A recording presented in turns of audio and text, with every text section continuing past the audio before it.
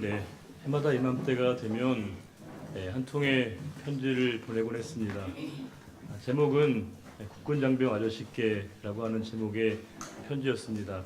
학교에서 이제 군에 계신 분들을 위해서 편지를 쓰라고 하셔서 매년마다 이렇게 편지를 쓰게 되는데, 편지를 쓰다 보면 사실 얼마나 고마운 분들입니까? 불철주야 나라와 민족을 위해서 수고하시는 분들을 생각하면 너무 고마운 마음에 편지를 써야 되는 건 너무너무 당연한 것이고, 엄동설안에 수고하시는 분들을 생각하면서 편지 한 통으로 마음을 대신하는 건 참 죄송하지만 그래도 이제 열심히 편지를 쓰게 됩니다.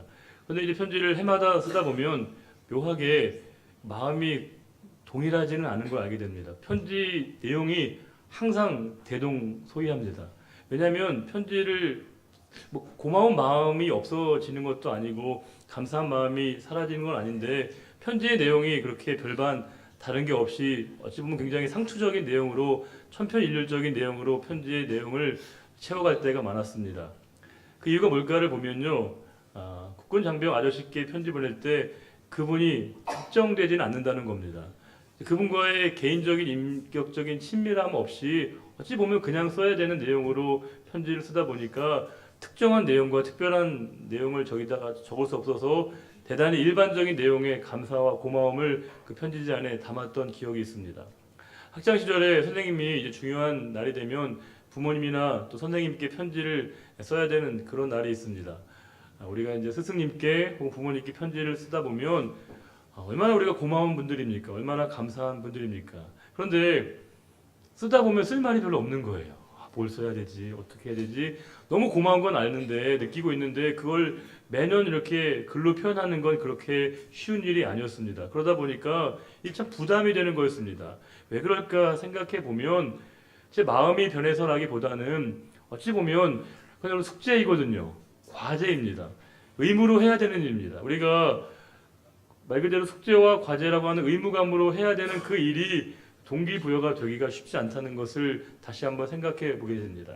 그러다 보면 우리가 감사라는 게 뭔가 이렇게 끄집어내고 굉장히 뭔가 이렇게 꼭 억지로 짜내야만이 되는 감사라면 그건 진정한 감사는 아니지 않을까, 그런 생각이 좀 들었습니다. 감사는 늘 들어야 되는 것이고 흘러나와야 감사가 되는데, 그때 감사는 좀 짜내는 듯한 느낌을 가져보게 되었습니다.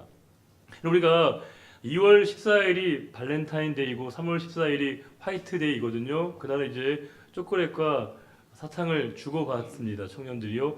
여러분, 우리가 그날을 볼 때 여러분들 혹시 정말 그날이 초콜릿과 사탕만을 주고받는 날로 아시는 건 아니죠. 그날 초콜릿을 왜 주고 사탕을 왜 주느냐가 중요하거든요.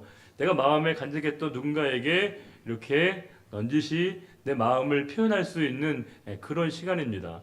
단순하게 초콜릿이나 사탕이 아니라 그 속에 내 마음을 담아서 이렇게 공개적으로 이렇게 표현할 수 있는 그런 장이 열리게 되는 날이기도 합니다. 우리가 추수감사절은 1년에 단 한 번입니다. 그런데 우리가 이 추수감사절을 보내면서 우리는 하나님께 우리의 마음을 마음껏 우리가 표현할 수 있는, 공개적으로 공식적으로 우리가 표현할 수 있는, 표시낼 수 있는 그런 날이 바로 이 추수감사절 주일입니다. 여러분 보시는 것처럼 이렇게 양쪽에 이렇게 아름답게 꽃꽂이가 잘 장식되어 있습니다. 어제 우리 많은 분들이 수고하셔서 이렇게 아름답게 꽃꽂이가 되어 있고요. 또 앞에 이렇게 과일도 있고 찬양대에 찬양이 있고, 또 우리가 이제 오후에 성경 암송 잔치를 하는데 이 모든 일들의 궁극적인 목적은 하나입니다. 하나님께 우리의 마음을 좀 표시내는 거죠. 하나님 너무나 감사하고 너무 고마운데 우리의 마음을 이 시간 공개적으로 공식적으로 표현하는 것이 우리 이 모든 것 가운데 담겨져 있습니다. 우리는 감사하다는 단어 땡크와 생각하다는 think가 같은 어원에서 나왔다는 것을 잘 알고 있습니다. 자, 그러면 결국 우리에게 감사라는 건 뭐냐? 생각에서 나온다는 것이죠. 묵상할 때 우리에게 진정한 감사가 나오게 된다는 겁니다. 우리에게 감사는 감각적인 반응이 아니라 내 존재의 근원으로부터 흘러나오는 고백이라고 하는 겁니다. 즉 우리에게 감사는 내 존재의 심연으로부터 터져나오는 찬미가 바로 감사라고 하는 겁니다. 성경에서 보게 되면요, 하나님께서 우리에게 중요한 절기를 말씀하실 때마다 꼭 덧붙이는 말씀이 있습니다. 그것은 뭐냐면 기억하고 기념하라는 것입니다. 절기를 기억하고 기념하라는 말씀을 주고 있습니다. 여기에서 그 날을 기억하고 기념하라는 말씀은 단순하게 우리에게 회상과 추억을 의미하는 게 아닙니다. 거기에서 기억하고 기념하라는 건 뭐겠습니까? 명심하라는 것이겠죠. 유념하라고 하는 뜻이 그 가운데 담겨져 있습니다. 왜 우리에게 기억하고 또 명심하고 유념하도록 말씀하신 그 이유가 어디에 있겠습니까? 그것은 바로 우리가 망각의 천재이기 때문에 그렇습니다. 우리는 너무 잘 잊어버린다는 겁니다. 혹시 제가 무리한 질문인지는 알고 있지만 혹시 작년에 우리가 드렸던 추수감사절 주일 예배 기억 나세요? 여러분들 표정이 택도 없다라고 하는 그런 표정이시네요. 지난주 여러분 설교 말씀은 혹시 기억나세요? 기억나지 않습니다. 우리는 이렇게 잘 잊어버리고 망각하게 됩니다. 우리가 기억한다는 건 뭐냐면 기억하지 않을 때 우리가 그것을 망각하게 되고요. 망각하게 될 때 우리는 그것이 소멸되고 소실되게 됩니다. 하나님께서 우리에게 그것들을 잊어버리지 않도록 유념하고 명심하라고 우리에게 말씀을 주고 있습니다. 우리는 지난 시간에 하박국의 말씀을 잠시 살펴보았습니다. 하박국의 이름의 뜻은 씨름하는 자라고 되어 있습니다. 그의 삶은 철저하게 씨름을 하는 인생이었습니다. 누구와 씨름을 벌였냐면 하나님과 씨름을 벌이는 인생이 바로 하박국의 생애였습니다. 자, 그러면 하박국의 고통은 뭐였냐면 그가 당하고 있는 이 부조리하고 불의한 이 현실을 그는 이해할 수 없었던 겁니다. 왜 우리에게 이렇게 고난이 계속되는가? 왜 저렇게 불의한 사람들에 의해서 우리 하나님을 믿는 사람들이 이렇게 고통을 당해야 되는 것인가를 이 하박국은 이해할 수 없었습니다. 우리는 선민이고 하나님의 자녀이고 하나님의 백성인데 왜 저 하나님을 모르는 패역한 사람들에 의해서 우리가 이렇게 고난을 당해야 되는지 그는 이해할 수 없었습니다. 그 질문을 가지고 하나님께 씨름했던 사람이 바로 하박국이었습니다. 그런데 그 진지한 질문을 통해서 하박국은 놀라운 신앙인의 명제를 우리에게 제시하게 됩니다. 그것이 바로 의인은 믿음으로 말미암아 산다는 것이었습니다. 의인은 믿음으로 산다는 것입니다. 오직 의인은 믿음으로 말미암아 산다고 우리에게 도전을 주고 있습니다. 이것은 무슨 의미입니까? 우리에게 환경과 상황이 영향을 줄 수 있습니다. 우리 주변에 있는 많은 일들이 우리에게 영향을 미칠 수 있습니다. 그러나 우리의 믿음을 흔들 수는 없다는 겁니다.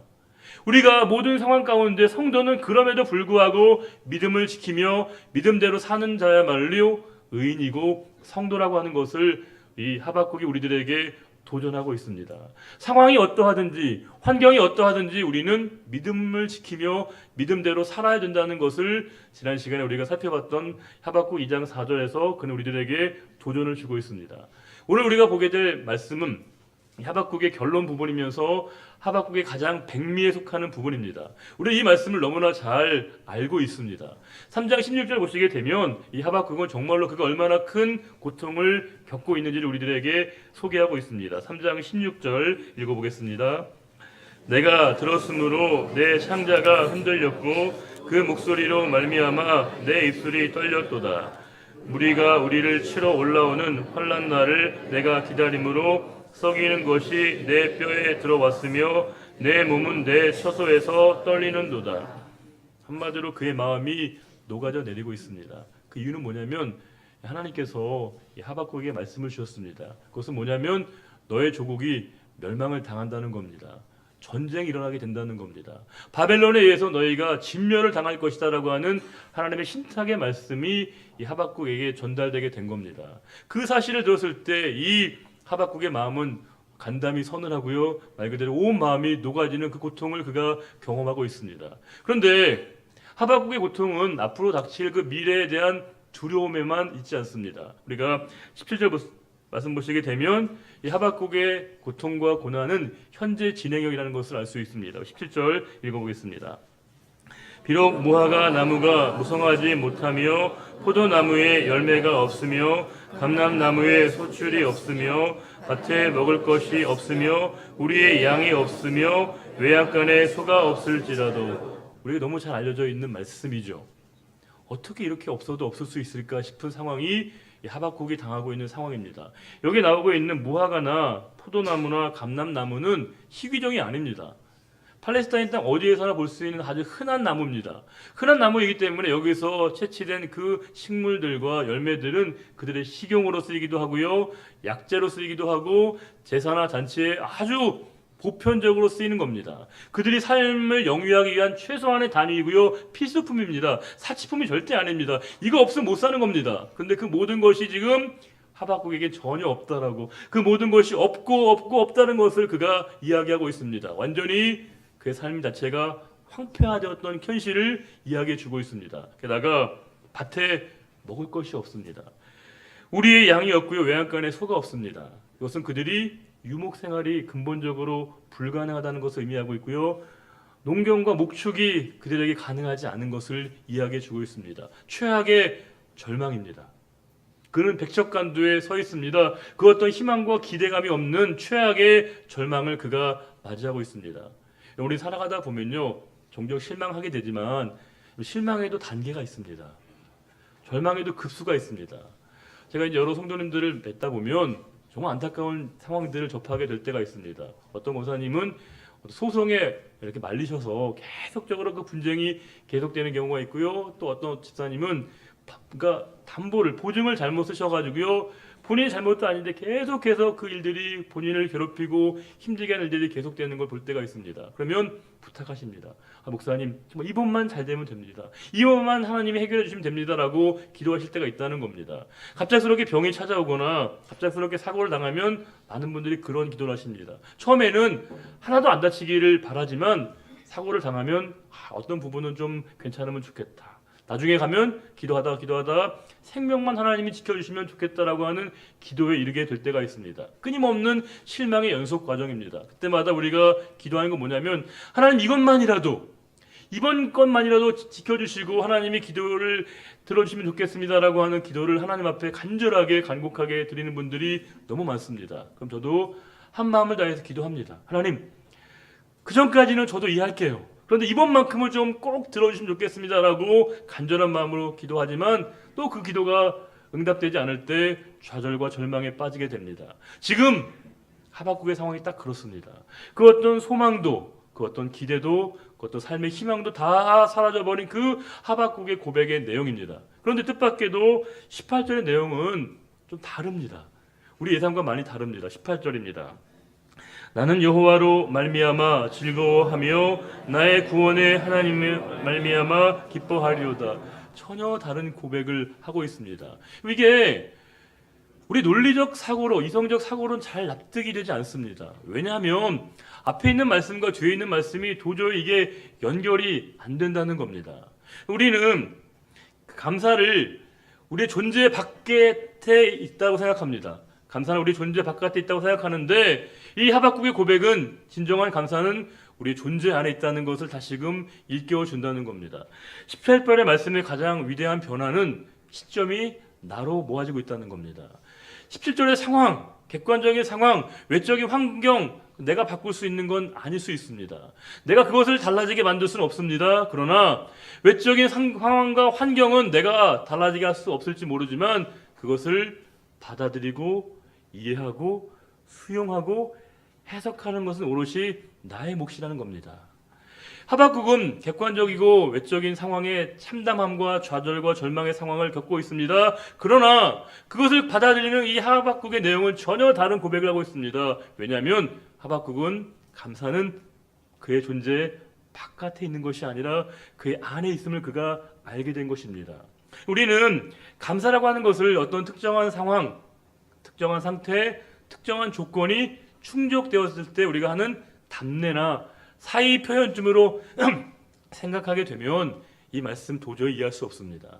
어떤 일이 이루어졌을 때 거기에 우리가 마음으로 표현하는 답례 정도로 우리가 의사표시를 하는 말씀으로 생각하게 될 때 감사는 도저히 이해할 수 없습니다. 그러나 이 하박국은 지금 1인칭으로 그의 상황을 전환시키고 있습니다. 그는 이제 새로운 삶의 전환을 보고 있습니다. 감사는 깨닫고 묵상하는 자에게 주어지는 하나님의 축복이라는 겁니다. 깨달을 때 우리에게 감사가 나옵니다. 묵상할 때 하나님의 감사가 나옵니다. 왜요? 지금 이 하박국은 한 가지 사실을 깨닫게 된 것입니다. 그것은 뭐냐면 모든 것이 다 사라지고 모든 것이 없고 그는 홀로 고독한 것처럼 보이지만 언제나 그와 함께 하시는 하나님을 그가 깨닫게 된 것입니다. 언제나 그분은 나와 동행하시고 나를 지키시고 나와 함께 하신다는 그 분명한 사실을 이 하박국이 깨닫게 된 것입니다. 그러하기에 감사는요, 능력입니다. 감사는 생산하는 능력입니다. 감사는 감사를 낳게 됩니다. 감사하다 보면 감사할 일들이 넘쳐나게 되고요, 감사할 일들이 이어지게 된다는 겁니다. 그래서 감사야말로 진정한 능력이 돼, 그 능력은 바로 생산할 수 있는 능력이 된다는 겁니다. 이 하박국은 바로 그 감사의 본질을 간파한 것입니다. 하박국은 환경과 상황과 조건 때문에 감사한 것이 아니라 하나님으로 인해 기뻐하며 하나님으로 인해 즐거워하며 그분으로 인해 그가 진정한 감사를 고백하고 있는 진정한 신앙인의 감사를 이 하박국이 보여주고 있습니다. 모든 것이 없는 듯 보이지만 언제나 그와 함께 하시고 그의 삶을 지켜주시는 하나님이 계시다는 그 분명한 한 가지 사실이 이 하박국에게 소망을 갖게 한 것이고, 소망이 있기에 하나님 때문에 기뻐하고 감사하며 하나님께 온전한 그의 마음을 표현할 수 있었던 겁니다. 우리가 침묵해야만 들리는 음성이 있습니다.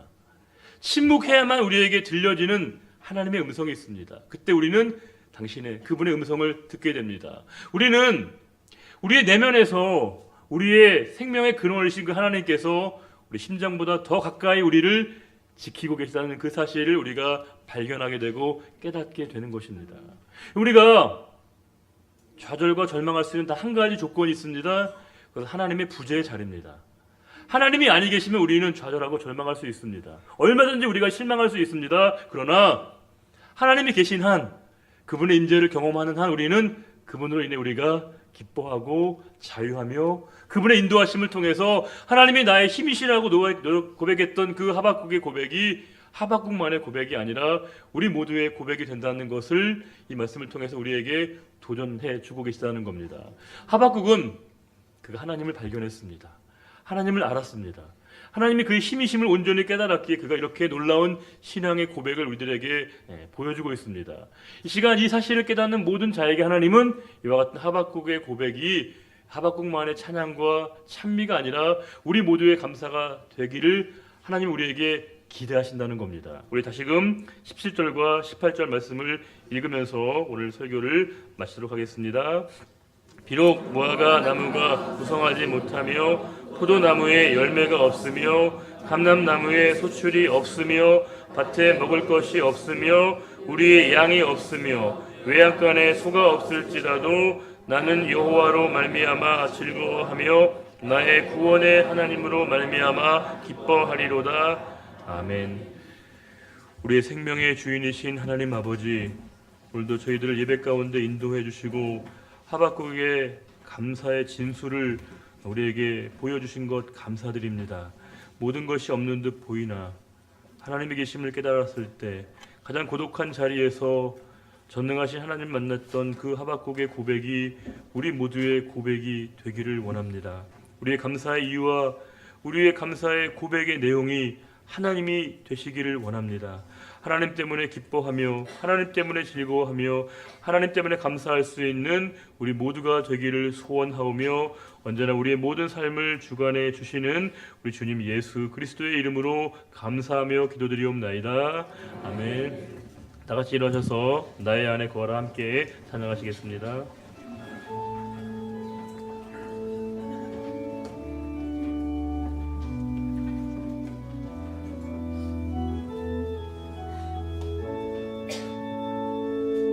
나의 안에 거하라 나는 내 하나님이니 모든 환난 가운데 너를 지키는 자라 두려워하지 말라 내가 널 도와주리니 놀라지 말라 내 손 잡아주리라. 나의 안에 거하라 나의 안에 거하라 나는 내 하나님이니 모든 환난 가운데 너를 지키는 자라 두려워하지 말라 내가 널 도와주리니 놀라지 말라 내 손 잡아주리라. 내가 너로 진정하여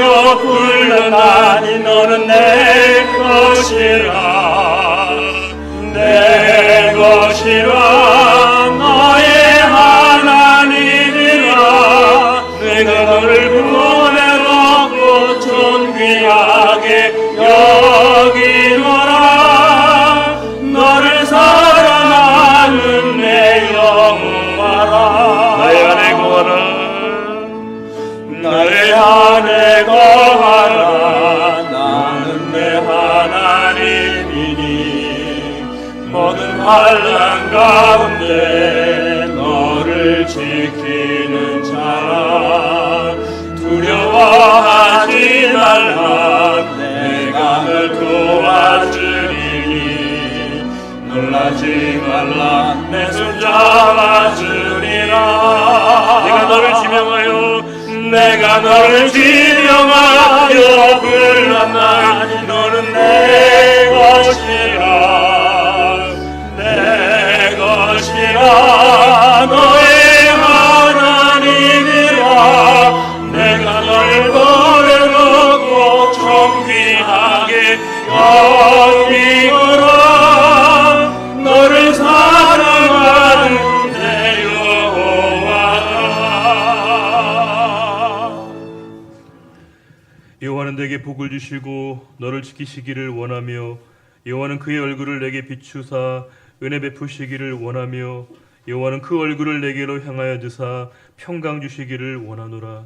이제는 우리 주 예수 그리스도의 은혜와 하나님 아버지의 그 크신 사랑의 주심과 성령의 인도교통 충만케 하심이 오직 우리의 삶의 자리 가운데 진정한 감사의 이유이신 하나님을 따르며 하나님 안에 참된 기쁨과 감사를 누리기로 다짐하는 우리의 거룩한 믿음의 결단과 고백 위에 이제로부터 영원히 함께하여 주시기를 간절히 축원하옵나이다.